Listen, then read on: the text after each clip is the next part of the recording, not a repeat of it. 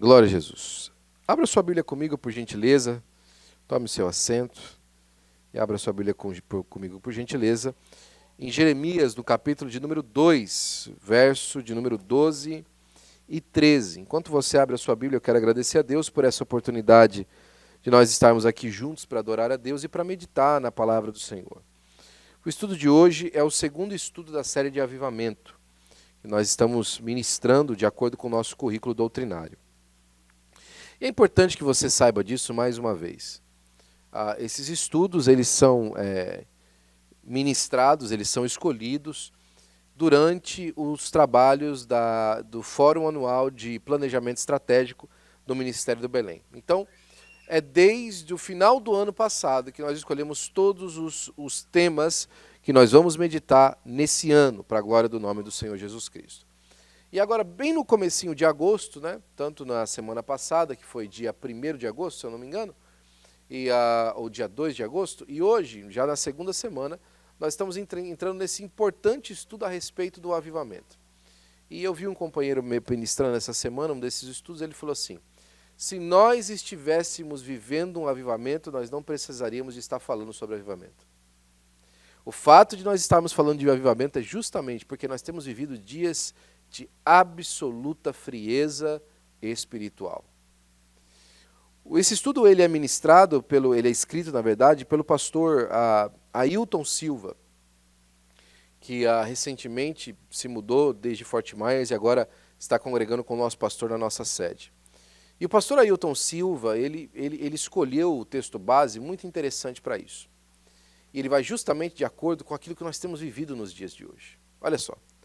Jeremias capítulo 2, versículo 12 e 13, diz assim, na minha Bíblia e na sua também. Espantem-se diante disso, ó céus, fiquem horrorizados e abismados, diz o Senhor. O meu povo cometeu 2 crimes. Eles me abandonaram a mim, a fonte de água viva, e cavaram as suas próprias cisternas rachadas, que não retém água. Eu fico imaginando, fazendo uma paráfrase disso que está acontecendo aqui, eu gosto de usar esses meios de comunicação para contextualizar linguagens, percepções e etc. Né? Nós temos aqui uma cátedra de literatura na nossa igreja, então é importante isso para ela. E eu gosto de fazer isso porque ela me entende bem quando eu faço isso. E o nosso querido Jeremias está falando assim, gente, vocês não vão acreditar. É como se ele estivesse assim, olhando para a terra e virasse para o pessoal no céu. Pessoal, vocês não vão acreditar. Gente, vocês vão ficar horrorizados com o que vocês vão ver agora. É aquele outburst, como dizem os americanos, né? Aquele desabafo. E lembre-se, ok? Isso é uma antropopatia. O que é uma antropopatia? É quando nós pegamos os sentimentos e as emoções humanas e nós colocamos em Deus para descrever as suas reações. Significa o quê? Que não é exatamente o que Deus sentiu, mas é a maneira que a nossa mente humana mais consegue alcançar aquilo que realmente aconteceu. Amém? Então isso é uma antropopatia. Ok? Antropomorfismo é quando você pega as formas de Deus, né? E você coloca as formas dos homens e você coloca em Deus. Então, o braço de Deus estendido, né? Deus não tem esse braço assim como a gente conhece. Então, é um antropomorfismo. Você pega as formas do homem e coloca na linguagem poética para descrever aquilo que Deus fez. Esse é um antropopatia. Então, é da empatia, né? Dos sentimentos, das emoções. E Deus está falando assim, gente, olha, fiquem horrorizados. Porque o meu povo, isso é interessante. Deus não está falando assim, olha, os vizinhos, os ímpios, as pessoas que não servem, as pessoas que não se chamam crentes, não é isso que ele está falando. Olha, os samaritanos, olha, os assírios, os egípcios, não. Ele está falando, o meu povo. O meu povo. O povo a que eu escolhi, que se chama pelo meu nome, o meu povo. Eles cometeram 2 crimes. E aqui é uma acusação do profeta daquilo que tinha sido visto lá do céu. Eles cometeram 2 crimes. Crime número 1. Eles me abandonaram. E aí tem uma vírgula. A mim. Vocês acreditam? Eles me abandonaram. A mim. Logo eu. A fonte de água da vida. Vocês acreditam o que eles fizeram? Eles abandonaram a mim. De tudo que eles podiam ter abandonado. Eles podiam ter abandonado o pecado, eles podiam ter abandonado a frieza, eles podiam ter abandonado a maldade, eles podiam ter abandonado os seus próprios sonhos e as suas próprias intenções malignas quando olham para si mesmos. Mas sabe o que eles abandonaram? A mim. Logo eu. A fonte de água da vida. Esse é o primeiro crime. E sabe qual que é o segundo crime? Além de eles terem abandonado a mim como a fonte de água da vida, eles cavaram as suas próprias cisternas. Ou seja, eles colocaram lugares para reservar água que não vinha da minha parte. Eles se prepararam para receber águas que não vinham da minha parte. E aí, meu irmão, se eu for contextualizar aqui, nós vamos gastar uns 6 anos conversando. Porque quantas e múltiplas opções de cisternas, de reservatórios, de frescor a nossa alma tem feito. You name it. Entretenimento, trabalho, posição, crescimento pessoal, you name it. São vários e repetitivos às vezes. Quantas pessoas só olham para o seu umbigo? Cavaram cisternas para eles mesmos. Deus está indignado. Gente, eu estou olhando aqui de cima. Eles não só rejeitaram a água que eu estou dando, mas eles estão gravando agora o próprio reservatório para eles. Só que é o seguinte, eu estou olhando a cisterna que eles estão fazendo, cisterna rachada, que não retém água. Ou seja, eles estão esperando fazer um reservatório de água num lugar onde a água não vai ficar. Nós nunca na história da humanidade fomos tão confortáveis. Nunca. E ao mesmo tempo o homem nunca foi tão violento. Nós nunca antes tivemos tantas opções de divertimento, de entretenimento, de passatempo, e os homens nunca foram tão depressivos. Esses dias atrás eu ouvia um psicanalista, e ele falava, e pode ser até debatível o que você vai ouvir agora, mas ele falava, por exemplo, das culturas antigas e alguns lugares que ainda reservam essa cultura. E aí ele fala assim, a gente quer levar a modernidade para o homem do campo.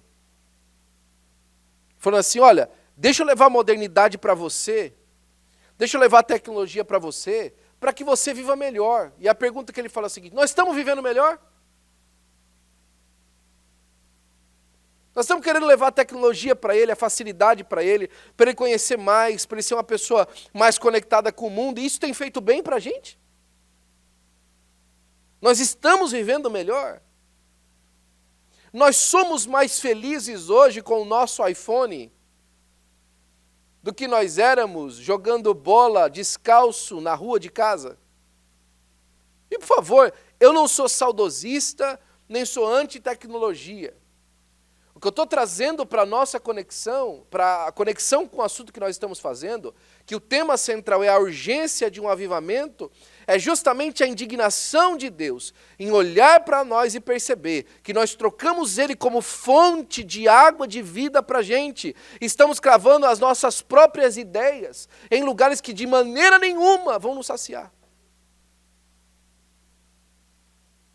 Nós não vamos estar mais felizes. Deixa eu abrir um parênteses grande para você. Hoje é culto de ensino. E puxar a sua orelha. Nós poderíamos estar num número absolutamente e exponencialmente maior hoje aqui. Sabe por que nós não estamos? Porque nós estamos correndo atrás de encher a água das cisternas que estão rachadas. É claro, eu sou consciente, pastor, começo de mês, precisa pagar as contas. É verdade. E, por favor, trabalhe mesmo para pagar suas contas, não seja caloteiro. Trabalhe duro para pagar suas contas. Vá atrás do seu pão, seja honesto. Agora, se nós vivêssemos uma vida mais simples no Senhor, talvez a gente não tivesse tanta conta para pagar. Talvez a gente não fosse tão atarefado com as coisas do dia a dia. Se nós fôssemos mais felizes, com uma vida mais simples. E quando eu falo isso, eu falo com todo o argumento de qualquer um pode apontar para mim e falar, isso é hipocrisia, pastor, da sua parte. Você pode falar. Porque eu me incluo nessa necessidade de perceber a simplicidade das coisas. Estou falando para você hoje aqui, ministrando a você e a mim. Estou falando do alto do meu iPad e do meu MacBook Pro. A necessidade que nós temos de simplicidade, de simplificar a vida. De perceber que a fonte da nossa alegria é o Senhor. E são as coisas que vêm do Senhor. E a alegria que vem do Senhor. O nosso escritor, ele começa dizendo o seguinte: em muitos lugares o povo de Deus anseia intensamente por algo novo na vida da igreja. Olha, é a conversa que às vezes eu mais ouço. Pastor, nós precisamos de trazer o fulano de tal. Pastor, nós precisamos de convidar o fulano de tal. Pastor, vamos fazer um evento no parque, pastor. A gente quer coisa nova. A gente quer rotatividade. Pastor, vamos fazer um evento, vamos fazer alguma coisa. Na época dos jovens, então, nem se fala. Quando era líder de jovens, era o que a gente mais ouvia. Né? Há muito barulho, mas pouco poder. O último evento que nós fizemos de churrasco com a nossa igreja foi no dia 29 de maio de 2021. Nós fizemos um culto no parque. E eu estou para fazer de novo. Legal. Falar com o nosso pastor, fazer um dia. A gente faz na sede também, algumas vezes no ano, pelo menos uma vez por ano, a gente faz também um culto ao ar livre e tal. Vamos lá, vamos fazer. Quantas pessoas daquele trabalho vieram para a nossa igreja, você sabe? Foi um dos dias que a gente teve mais convidados com a gente. Quantas pessoas daquele dia ficaram com a gente? Nenhuma. Nenhuma. As pessoas que eventualmente vêm à igreja e ficam conosco é por conta da palavra. Pastor, aquilo que foi pregado naquele dia, pastor, o dia a dia e eu percebendo Deus falando na minha vida, isso fez com que eu ficasse na igreja. Isso fez com que eu mudasse minha vida, minha percepção. Nós pensamos que o avivar está marcado nesses eventos. Né? Para muitos a emoção da devoção pessoal se foi. A pessoa não faz culto doméstico, não ouve mais Deus falando com ela num simples verso. Não lê a Bíblia. Não tem um tempo com Deus. Né? Não há vigor na alma. O que reina é uma monotonia sem vida. Mas existe a esperança. Tem uma esperança. O pastor algumas vezes usou essa expressão nos nossos cultos. Eu gostava muito quando ele falava isso. Você não está cansado dessa vida que você está vivendo? Deus também está. Você não está cansado dessa mesma coisa dia após dia? Entra dia, sai dia, a mesma coisa. Tem dia que você fala assim, eu já vivi isso aqui ontem. E já passei pela mesma coisa. Eu vejo às vezes pelas nossas crianças, a maneira como facilmente hoje eles ficam borda. Porque tudo tem que ter uma agitação. E quando não tem, a monotonia, quando reina, ela é devastadora. E a gente não consegue enxergar o mínimo da beleza que a vida tem. Você não está cansado disso? Deus também está. Deus está cansado de ver você cavando essas próprias cisternas rachadas. Nós, através dessa oportunidade, buscamos ampliar o vasto conhecimento sobre o avivamento. e despertar em vossos corações o mesmo que ocorreu comigo. O pastor Ailton está falando. Um despertamento para buscar uma vida de plenitude do Espírito. O valor desse estudo sobre o avivamento depende de quanto você se deixará envolver pelo assunto. Então é o seguinte, pastor Ailton aqui conseguiu resolver um negócio muito bem, né, como escritor. O tanto que você vai aproveitar desse estudo depende de você. Aqui ele, muito sabiamente, como eu também vou fazer, se retira da frente da qualidade do material ou da qualidade da mensagem, no meu caso. É com você. A responsabilidade de ser um crente avivado no Senhor Jesus ou não é sua. A responsabilidade de mergulhar em Deus sim ou não é sua. Não culpe a mim, não culpe a igreja, não culpe os seus irmãos, não culpe as suas mazelas. A responsabilidade é sua. Quer ser crente? É com você. Quer viver com Deus, perto de Deus, sentindo Deus? É com você. Deus já está com vontade. A primeira parada que o nosso estudo faz é no Salmo, número 85, versículo de número 6. Salmo 85 e 6. E o salmista diz assim: não tornarás a vivificar-nos para que o teu povo se alegre em ti? Qual que era a ocasião desse salmo? Esse salmo, ele é registrado dentro das ocasiões, está lá mais ou menos na época onde Esdras 1 e 4 foi redigido. Esdras, quando está naquele momento do capítulo 1, versículo 4, ele está no começo do retorno do povo de Israel do exílio. Aquele momento é o momento de Zorobabel. No capítulo 1, ali por volta daqueles versículos, é o édito de Ciro, para eles voltarem à terra. Então, o anseio do salmista por aquele tempo é: Senhor, chegou a hora? É agora que o Senhor vai voltar a vivificar o seu povo? Será que nós temos capacidade de olhar aquilo que está acontecendo na cultura, de olhar aquilo que está acontecendo na política, de olhar aquilo que está acontecendo na vida social das pessoas, de olhar o que está acontecendo na mídia e em tantas outras áreas, e chegar à conclusão que esse é o momento de nós olharmos para o seu Senhor? É agora que a sua igreja se destaca. É agora que nós, como igreja, aparecemos ao mundo, glorificando o teu nome. É agora.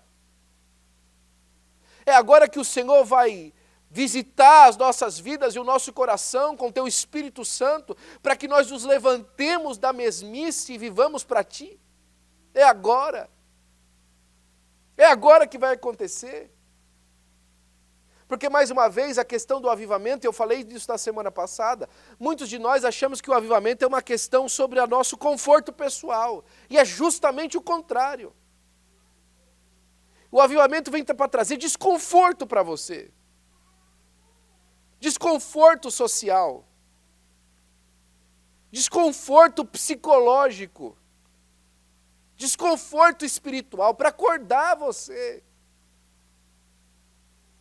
A pior coisa que tem é acordar de manhã com alguém gritando, não é? Ou pulando em cima de você. De vez em quando a gente está cochilando e toma uma pancada, a hora que a gente olha a Nádia. É desconfortável. A gente olha para a carinha dela e logo fica tranquilo, mas é desconfortável. Às vezes é isso que precisa acontecer com a gente. Um chacoalhão, para a gente entender para quem é que nós estamos vivendo. E sabe de uma coisa? Muito poucas pessoas gostam dessa palavra. É difícil gostar. De quando eu olho para você e falo assim: você precisa melhorar. Você precisa levantar. Você precisa parar de olhar para você mesmo e começar a olhar para o Senhor. E começar, em primeiro lugar, a ser agradecido e depois buscar a presença de Deus na sua vida e tirar aquilo que é incorreto de você. Avivamento. Um dos momentos mais críticos da gravidez é o parto. E é o mais importante. Um dos momentos mais doloridos da gravidez é o parto, mas é o mais importante. A mulher gostaria muito de ter vivido grávida e depois estar com a neném no colo. Porque o parto é aquilo que marca de mais gráfico, de mais intenso, mas é o momento mais importante. O momento de ser avivado é o momento mais importante. É o momento onde você sai da zona de conforto e começa a esticar os seus músculos. É o momento quando você marca de ir na academia na segunda-feira de manhã e vai, e volta para casa dolorido. Porque as coisas começaram a acontecer. E a pergunta do salmista é agora que o Senhor vai fazer? Quando a gente olha o avivamento, significa acordar e viver. A ideia básica do avivamento é sempre o retorno a algo da sua verdadeira natureza e propósito. Mais uma vez, a mãe com o neném na barriga. O verdadeiro propósito daquela criança não é viver na barriga da mãe, é viver do lado de fora.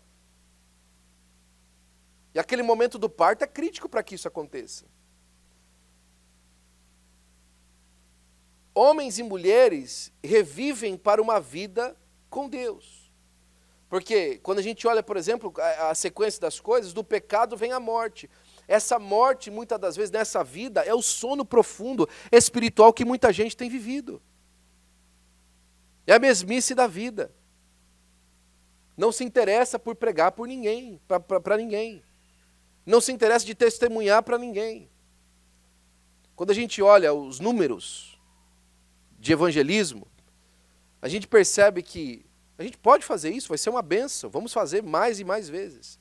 A gente sai para evangelizar na rua, sai para entregar folheto, menos de 1% das conversões vem daí. Mais de 49% das conversões vem de conversas com amigos. Quantas pessoas lá no seu meio social sabem que você é crente? Delas que sabem que você é crente, quantas delas ouviram um testemunho verdadeiro seu de fé, de esperança, de alegria por aquilo que Deus fez na sua vida? E aí você fala assim, essa não é a minha chamada, essa é a sua única chamada. Todas as outras são submissas a essa. Não é subliminar, é submissa mesmo, está debaixo dessa. Todas as outras são adjacentes a essa, estão grudadas nessa de alguma maneira.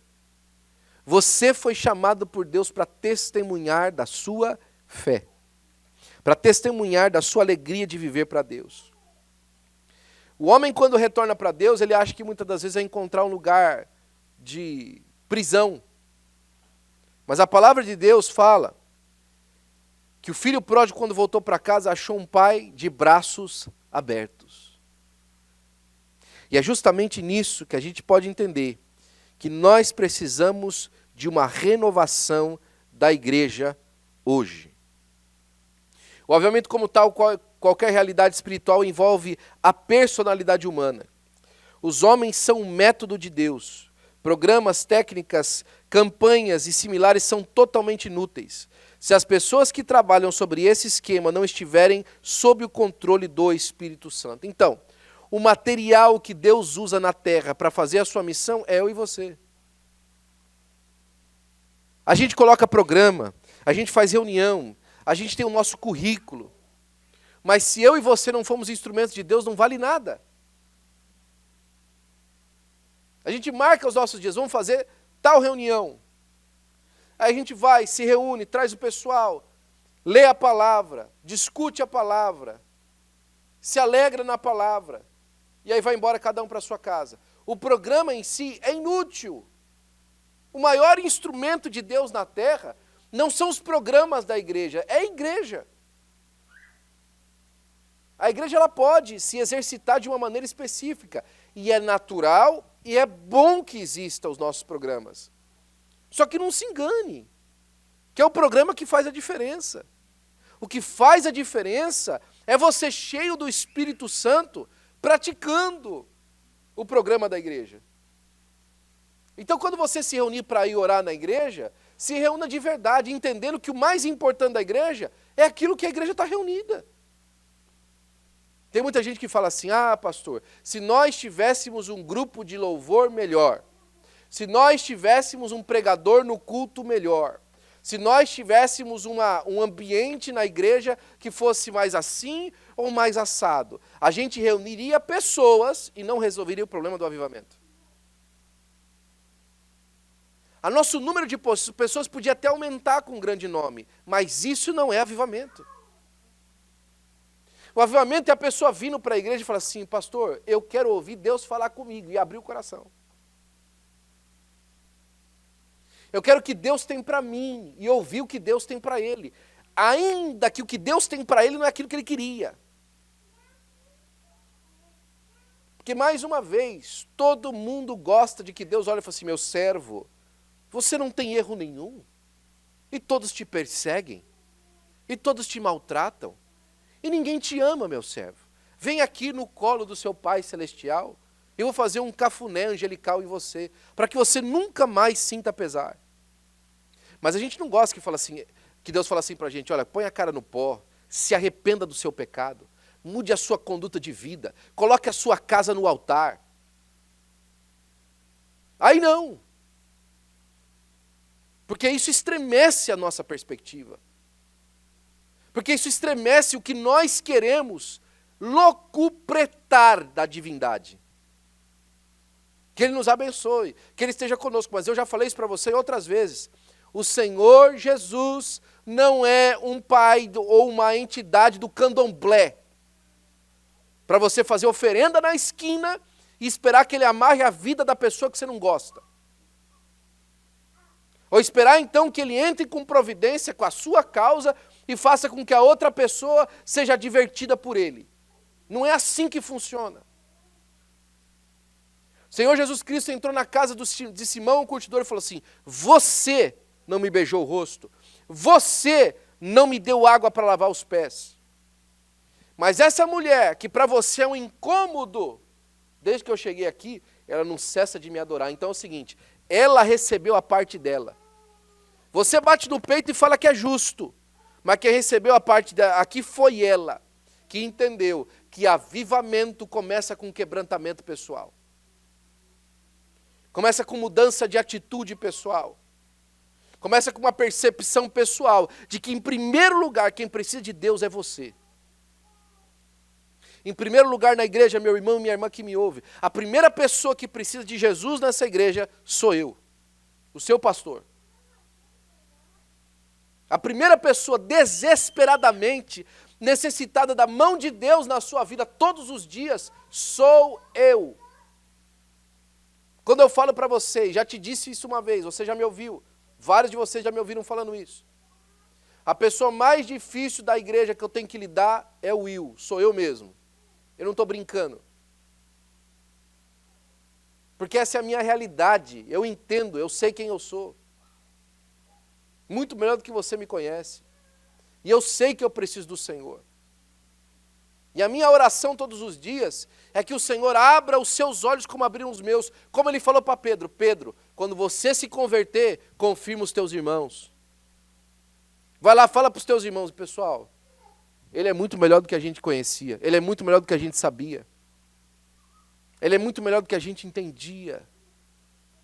Ele é muito mais amoroso e muito mais profundo do que qualquer momento ou qualquer percepção que nós tínhamos dele. Qualquer caricatura que nós fizéssemos da sua presença e do seu amor ainda é muito aquém da realidade do que Deus é. Ele é a fonte da água viva para o nosso coração, para a glória do nome de Jesus. Aleluia. Em um avivamento genuíno, o que se pede é obediência à palavra e ao Espírito Santo. Deus fará mais por meio de uma pessoa 100% dedicado a Ele do que por 100 pessoas que estão com o coração dividido e vivem uma obediência parcial. Você percebeu isso? Deus vai fazer muito mais através de uma pessoa que 100% se comprometeu do que através de 100 que se compromete com parcialidade. Ainda que essa parcialidade seja 90%. Porque a integridade da coisa, ela faz toda a diferença. A integridade do coração faz toda a diferença. John Wesley, certa vez, disse assim: me dê 100 homens que não temam nada senão a Deus, e não odeiem nada senão o pecado, e eu vou mudar a história do mundo com eles. A integridade do coração para fazer a obra, a integridade do coração para viver para Deus, para andar com Deus, para ser pai, para ser mãe, para ser amigo, para ser esposa, para ser esposo. Olhar para o seu companheiro e falar assim: ele precisa de Jesus, ele precisa de misericórdia, ele precisa de perdão, ele precisa de... Eu já ouvi, é engraçado quando o ímpio percebe umas coisas que a gente não tem dificuldade para perceber. Né? Eu vi um ímpio falando isso hoje. As pessoas chegam para mim e falam assim: você não vai ficar com raiva da pessoa não depois do que ela fez? Não, é o que ela tinha para dar, era aquilo lá. Mas ela fez de propósito contra você. Sim, mas é o que ela tinha. Mas foi de propósito. Porque tudo que ela tinha era de propósito me fazer mal. O ímpio está falando isso. E aí o avivamento não vem no meio da igreja. Porque cada um vem para a igreja não trazer o seu culto, mas buscar a sua porção daquilo, da sua pílula preferida, da imagem que a religião dá. Ah, não, eu fui na igreja domingo, Jesus, eu fui lá domingo. Entrego o dízimo, Senhor, não entreguei o dízimo. Aí não entrego o dízimo, eu não entreguei o dízimo, mas pelo menos eu fiz isso aqui, eu fiz isso aqui, mas, né, porque eu tô aqui compensando. Estou compensando. Vai compensando. Se algum dia você chegar em 1% daquilo que Deus fez com você, é pouco ainda. Vai compensando. E vai fazendo. E vai armando as suas cisternas rachadas. E amanhã vai buscar água lá. Vai ver se tem água lá. Está vazia, está seca, está suja. Porque não segura a água. Uma pessoa 100% dedicada. E se todos nós desejássemos ser essa pessoa? Dwight Moody, ele falou o seguinte: o despertamento da igreja tem início quando se acende uma fogueira no púlpito. Mas a responsabilidade pelo avivamento não deve repousar apenas sobre os líderes. Cada membro da congregação encara o avivamento como uma responsabilidade pessoal. O avivamento começa quando você acende uma fogueira no púlpito. E essa fogueira no púlpito, não é aquela fogueira do pulo, não é aquela fogueira do sorriso, do andar por lá e para cá, é a fogueira que começa a queimar a própria imagem que a gente tem de nós mesmos. É a fogueira que queimou Isaías, que ele falou: ai de mim que vou perecendo. É essa fogueira. Essa fogueira que John Wesley mais uma vez disse assim: Senhor, ou o Senhor coloca fogo nos meus sermões, ou eu coloco os meus sermões no fogo. Eu vou acabar com isso aqui. Não tem nada aqui que presta para as pessoas. O avivamento genuíno que brota do coração de Deus precisa fazer alguma coisa nesse lugar através da minha vida. Eu estou cansado de esperar alguém vir de longe para fazer alguma coisa. Deus, usa-me a mim.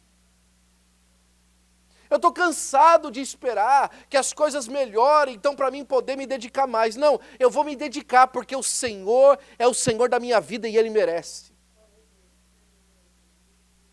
Chega de desculpas. Chega de depois. Chega de histórias que você inventa para adiar o plano de Deus da sua vida para amanhã, para depois de amanhã, para a hora que der, para a hora que eu terminar de criar meus filhos, para a hora que eu conseguir um bom emprego, para a hora que eu conseguir documento. Para com isso. Seja fiel ao propósito de Deus hoje na sua vida. Um simples interesse não é o suficiente. A cada dia, logo ao amanhecer, recebemos que há um conflito entre a nossa vontade e a vontade de Deus.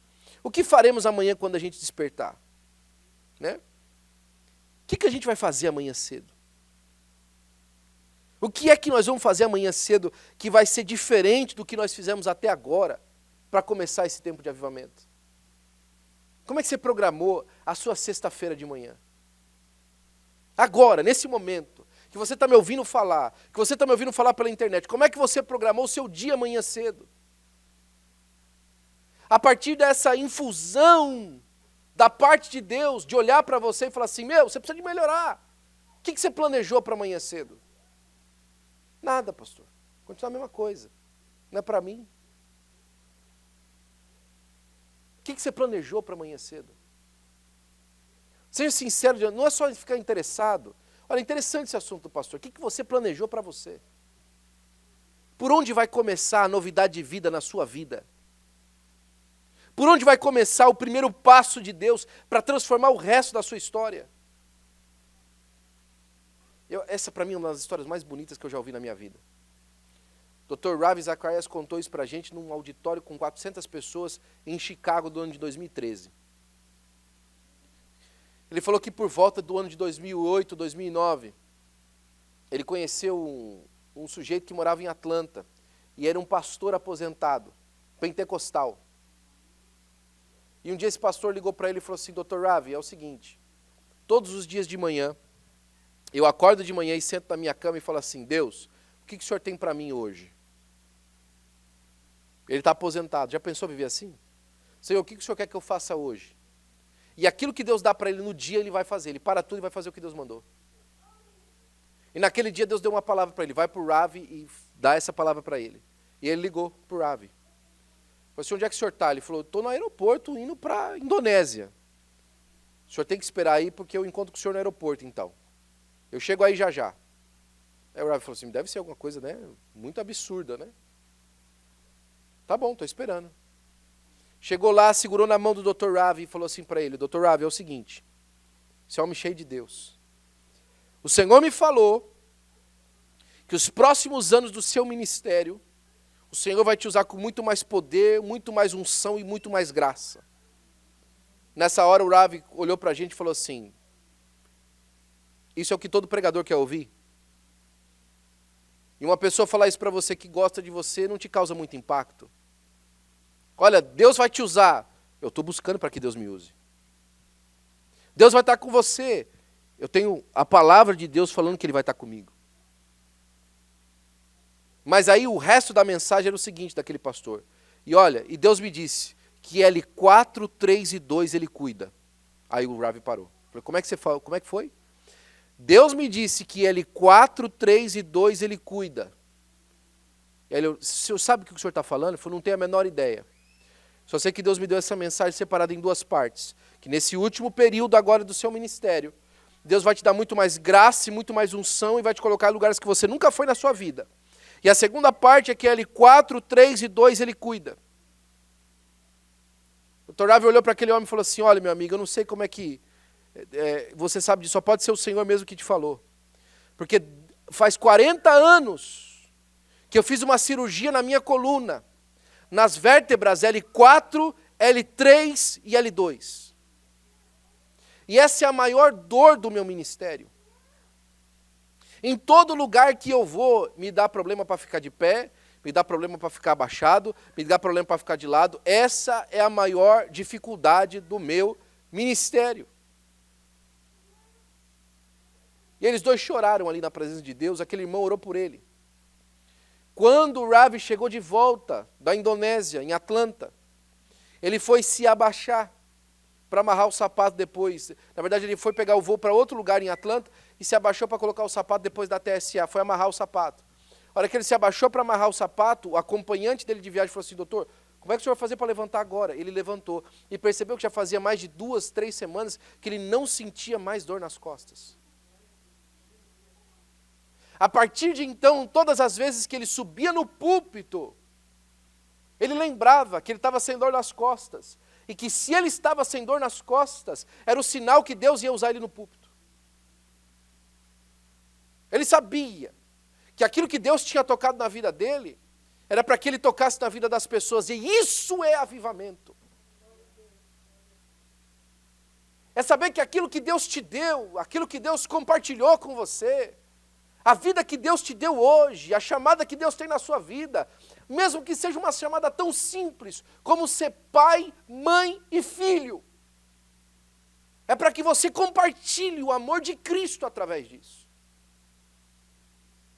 Não é o grande ministério de você sair pelas ruas de Los Angeles pregando e as pessoas caem no chão. Não, é simplesmente de fechar a porta da sua casa e espiritualmente deixar os demônios do lado de fora e começar uma vida com Deus com a sua família. Simples assim. Simples dessa maneira. Não é suficiente ficar interessado, é suficiente amanhã cedo começar diferente, fazer diferente. Orar diferente, buscar a Deus de maneira diferente. E quais são as condições? A gente está terminando já. Billy Graham afirmava que creio que podemos ter um avivamento sempre que preenchemos as condições de Deus. Creio que Deus é fiel à sua palavra e que Ele fará chover justiça sobre nós se preenchermos as condições. 2 Crônicas capítulo 7, versículo 14, é a consagração do templo. Depois de todas as orações, depois de todas as ofertas, Deus aparece num oráculo divino e fala através de alguém a todo o povo: se o meu povo, se o meu povo, a condição para nós vermos aquilo que nós queremos de Deus nesse lugar, nessa terra, nessa cidade, depende de nós. Em março do ano passado, na nossa Santa Ceia de março do ano passado, foi um dos cultos mais difíceis para mim na nossa igreja. Você não sabe disso, vou compartilhar com você agora. No meio do culto eu estava passando por uma luta pessoal e particular, no meio do culto. No final do culto, um irmão se levantou e começou a responder todas as indagações que eu tinha naquele dia. E ele falou que Deus estava dando vitória à nossa igreja contra os principados e potestades dessa cidade.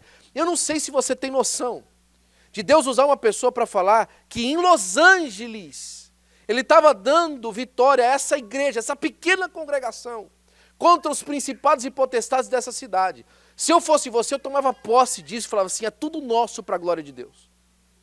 A cidade é nossa.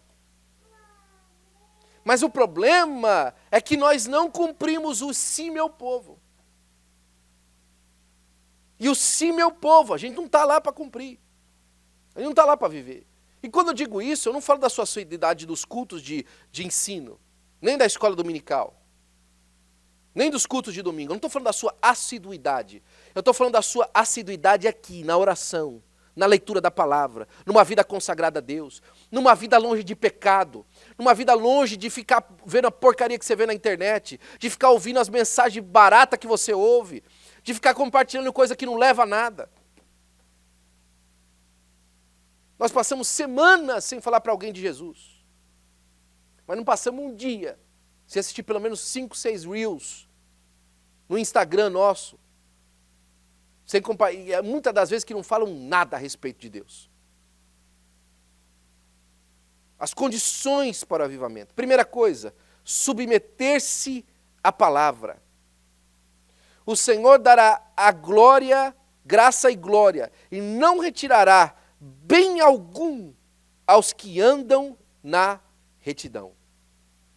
Submeta-se à palavra, o que a palavra diz. O que a palavra diz para o seu casamento. O que a palavra diz para a sua família. O que a palavra diz para a sua conduta pessoal. O que a palavra diz sobre os seus negócios. O que a palavra diz sobre a sua situação, inclusive migratória. O que a palavra diz? O que a palavra diz sobre a sua conduta como homem e mulher de Deus? O que a palavra diz? Como que eu observo a palavra de Deus e cumpro ela? Como eu ando na luz de Deus através da sua palavra pela fé que ela está escrita aqui? Ô pastor, agora o senhor falou de imigração, deixa eu dar uma tranquilidade para você. Quando Deus mandou Josué para dentro da terra prometida, Ele falou assim: eu estou te dando a terra dos heteus. Eu estou te dando a terra dos heteus. Deixa eu falar uma coisa para você. O povo de Israel não passou na imigração para entrar na terra prometida. Fica com essa palavra. Abre o seu coração e vai ver o que Deus tem para você. Vive a palavra de Deus, não vive as suas percepções. Não vive as suas próprias necessidades. Viva aquilo que Deus diz para você. Seja para o mundo doido o suficiente para viver o que Deus disse, e vejam eles se dizendo sábios, vivendo como absolutamente ignorantes. É o que a palavra diz. Dizendo-se sábios, tornaram-se loucos. Viva, submeta-se à palavra. Confissão de abandono e abandono do pecado. Confesse que você não tem vivido no padrão que Deus chamou para você viver.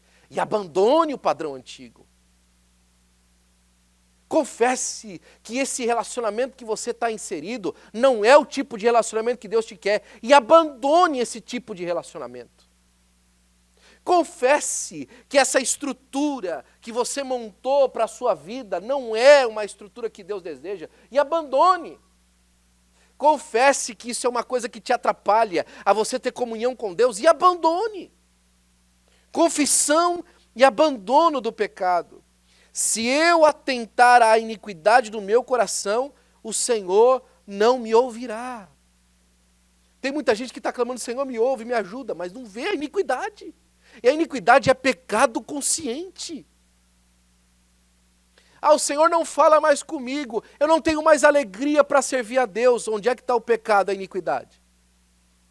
Vamos ver. O que é que está fora do lugar? Enquanto não conserta, não tem paz. Não tem paz. Enquanto não coloca no lugar, não há paz. O próprio Davi fala no Salmo 32, enquanto eu me calei, os meus ossos se apodreciam. E de dia e de noite, a minha língua se pegava no céu da minha boca, e eu ficava com a minha boca seca.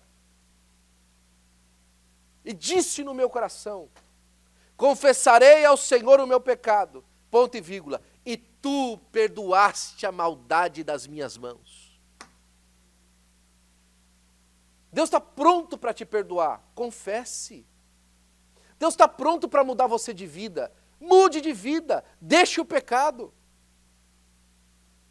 Faça o teste com Deus, ande do jeito que Deus está chamando para você andar. E deixe de lado a maldade. Hoje é culto de ensino. Deus pode usar um vaso pequeno, mas não pode usar um vaso sujo. Te dou um exemplo claro. Você está com muita sede. Tem 2 copos, um muito grande, mas está sujo, e um pequenininho e está limpo. O que você faz? Você toma água no copo sujo grande ou você toma água no copo pequeno limpo? Nem que você tenha que tomar várias vezes, você toma no pequeno. Agora no sujo você não rela. Tem muita gente que chega na igreja, eu tenho muito recurso para dar para Deus, mas está sujo. Eu já vi várias vezes, várias igrejas, pastor, se a gente chamar o pessoal aqui da cidade e tal, a gente vai ter muita gente grande aqui, sujeira. Deus quer o vaso limpo. Deus quer o vaso limpo, você pode ser pequeno, mas se você for limpo, mas se você deixar o Espírito de Deus te limpar, pode ser pequeno, mas se for para Deus, pode ser simples no falar, mas se for para o Senhor, de verdade, entregue, o Senhor vai fazer. O Senhor vai levantar para a glória do nome do Senhor Jesus Cristo. É necessário uma vida de oração. É necessário tempo com Deus na oração. Quanto tempo você passa por dia orando? Quanto tempo você orou hoje? Quanto tempo você ajoelhou na sua casa e orou? Quanto tempo você destacou um tempo e falou assim, vou dar um período aqui, vou sair um pouquinho para cá aqui, vou ficar aqui orando. Quanto tempo você fez isso? Nosso culto na nossa igreja começa sempre meia hora antes de nós levantarmos. Por quê? Para nós orarmos juntos. Nós passamos tempo de oração. Eu e você, juntos orando. É a hora que você pode abrir a sua causa diante de Deus. É a hora que você pode berrar diante do Senhor. Falar, Senhor, me ajuda. E me desculpe a franqueza, muitas das vezes. Vou falar isso como seu pastor e mais uma vez é culto de ensino. Se você não tem condições de ficar meia hora orando aqui, é porque você não tem condições de ficar meia hora orando em lugar nenhum. Essa é a grande verdade. Se você não consegue dobrar os seus joelhos e orar por meia hora, significa que em lugar nenhum você consegue orar em meia hora. Porque aquilo que você não consegue fazer em público, você não consegue fazer também. Ah, pastor, isso é verdade. Não é verdade? Tá bom. Os grandes corredores, quando vencem uma corrida de 1000 metros, de 100 metros, eles correram a primeira vez na vida deles aquele dia? Ou eles estão treinando há anos para fazer aquilo em público? Hoje, que eu estou aqui com o microfone na mão, é a primeira vez que eu uso esse microfone para pregar? Ou eu já fiz isso várias vezes? Eu não consigo ficar meia hora. Claro que você não consegue ficar meia hora. Porque você nunca tenta ficar 5 minutos, você não consegue. Você nunca tenta ficar 10 minutos. Você nunca vai conseguir ficar meia hora. Você não vai treinando. Você não vai se aproximando. Aí eu não consigo... Você tem pessoas que você não consegue conversar mais do que 5 minutos com ela. Por quê? Porque o papo é ruim. Mas conforme você vai conhecendo, você vai falando mais com ela, o papo vai ficando bom. E às vezes aí você fica, depois do culto, até meia-noite conversando. Porque o papo é bom, você vai se acostumando. Você vai querendo ouvir. E isso é a oração, uma vida de oração. O cumprimento da grande comissão. Não podemos esperar que Deus envie o avivamento se não estivermos dispostos a nos envolver em sua obra. É bobagem falar em seguir a Cristo em tudo, se negligenciamos a obra pelo qual Ele deu a sua vida. Jesus deu a sua vida para que nós fôssemos salvos e falasse da sua salvação. Se a gente não cumpre isso, você vive uma vida, eu sigo a Jesus. Aonde? De que maneira? Se você não faz justamente aquilo que Ele deixou. Terminando. Avivamento em geral. Gera transformação pessoal. Dá nova vitalidade para a igreja. Eu creio como Deus está aqui me ouvindo agora. Que nós vamos viver ainda mais tempos de avivamento. Eu sei o que Deus já tem feito no último ano e meio. Mas isso é apenas as orlas daquilo que Deus tem para fazer no nosso meio. Vai vir uma vitalidade tão extraordinária no nosso meio. Quando Deus começar a mexer seu coração, e quando Deus começar a te mostrar aquilo que Ele quer fazer através de você e na sua vida, vai haver uma vitalidade, todos nós vamos participar, uns dos outros, em nome de Jesus. Vai ser geral. Westchester vai saber, Culver City, vai chegar em Torrance, vai chegar no norte do estado, vai chegar no sul do estado. Pessoas do México vão vir para cá para participar daquilo que Deus está fazendo. Pessoas vão viajar do Brasil para participar do que está acontecendo aqui. Porque Deus vai fazer. E para a glória do nome do Senhor Jesus Cristo. O avivamento gera resultados para o reino de Deus. Nós já temos visto resultados. Fazem 3 períodos de batismo consecutivos que nós temos batismo aqui na nossa região. Isso é absolutamente um sinal de um avivamento. Só que é o seguinte, o próximo batismo, eu quero ter o número de batizandos dos 3 últimos juntos. Você me ajuda? Isso é avivamento. É que no próximo batismo, o nosso número de batizandos seja igual à soma dos 3 últimos. No primeiro a gente teve 5, no segundo a gente teve 4 e no último a gente teve 5. Vamos lá, 15 pessoas para Jesus no próximo batismo? Vamos trabalhar. Vamos fazer o nosso cumprimento aqui na terra. Vamos parar de olhar para o próprio umbigo e vamos começar a olhar as pessoas que estão morrendo e entregar a nossa vida em amor para Deus, sabendo que Deus trouxe aqui a gente para isso, para a glória do nome de Jesus. Conclusão. Cuidado, não se confunda. A responsabilidade pelo avivamento é de cada um de nós. A responsabilidade pelo avivamento no meio da liderança começa comigo. A responsabilidade para o avivamento de Deus lá no seu departamento começa com você, líder. A responsabilidade para o avivamento na sua casa começa com você, pai e mãe. A oportunidade ou o avivamento começa lá na sua escola através de você, meu amigo jovem, minha amiga jovem. O avivamento nessa cidade não vai começar através do governo do estado. O Gavin Nelson não vai marcar um dia de oração no estado e falar assim, todo mundo vai orar agora. Não, é você que vai pregar o evangelho para ele e vai ganhar ele para Jesus. O avivamento espiritual começa conosco, com a igreja. Individualmente com cada um de nós, para a glória do nome do Senhor Jesus Cristo. Precisamos nos agarrar à fidelidade da palavra de Deus.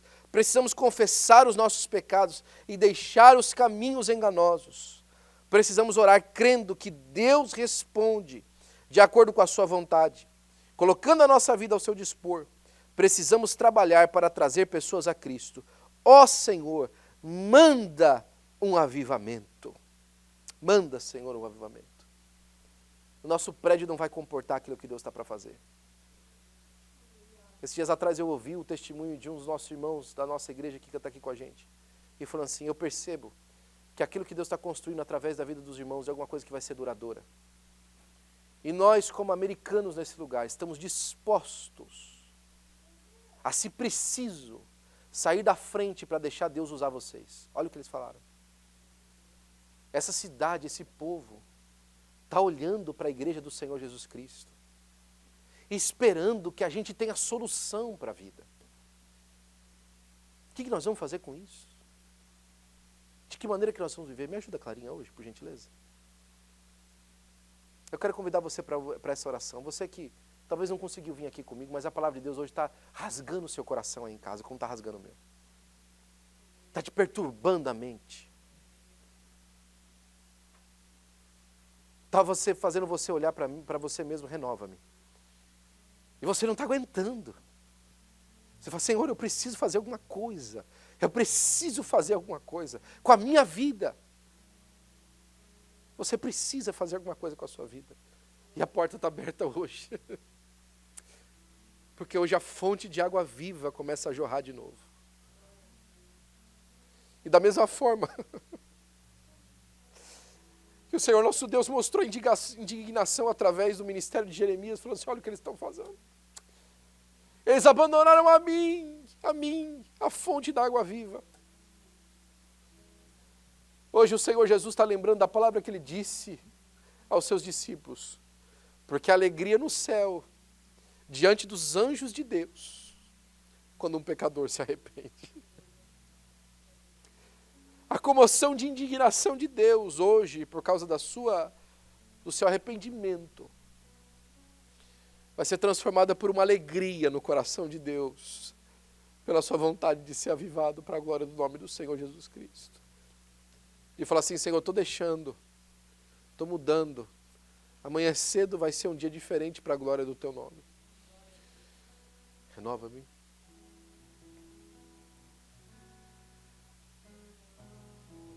Vá-me, Senhor Jesus.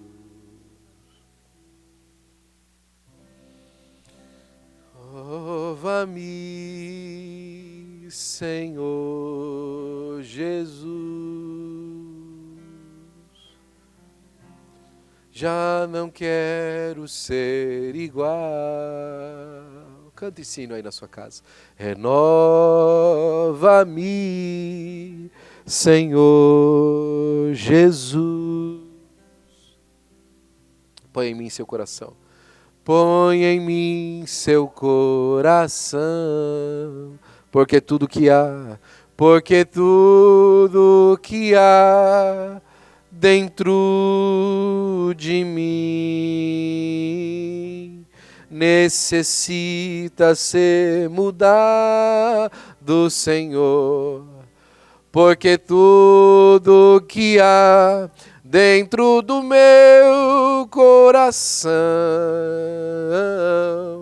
necessita mais de Ti. Senhor, nessa noite nós confessamos a nossa necessidade do Senhor, Pai.